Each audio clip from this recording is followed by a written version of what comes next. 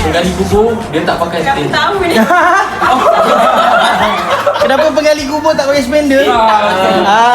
Sebab dia kalau dia pakai spender betul dia tak gali kubur. Dia kena pakai cangkul.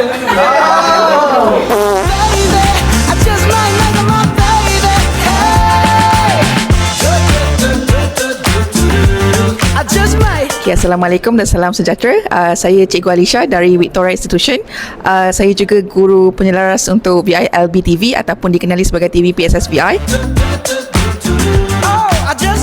Okey, feedback untuk bengkel pembikinan port game dengan lawatan penanda aras di SMK SAS ni, saya sangatlah berterima kasih dan juga berpuas hatilah kami dapat banyak terima ilmu baru macam mana nak buat port game tu lagi menarik, lagi engaging, dan pada masa yang sama memberi manfaat kepada murid-murid kita.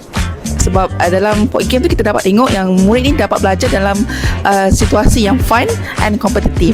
So hopefully VILB TV dan TV SAS dapat kekalkan kerjasama ni dan kita orang dapat adakan lagi collaboration pada masa depan. Itu sahaja. Terima kasih.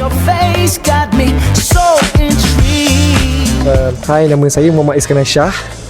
Saya dari Victoria Institution. Dan apa saya rasa daripada program ini tersebut, saya rasa yang ini memang menyeronokkan lah. Memang sebab ini kali pertama saya mengada lawatan dekat sini.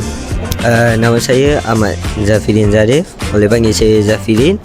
So bagi saya rasa diorang ni sangat kreatif. Lepas tu from VI, I think we can learn a lot from them. Yeah, okay, thank you. But what good is beauty if your booty can't find a beat? I don't wanna know, girl, so please don't do that to me.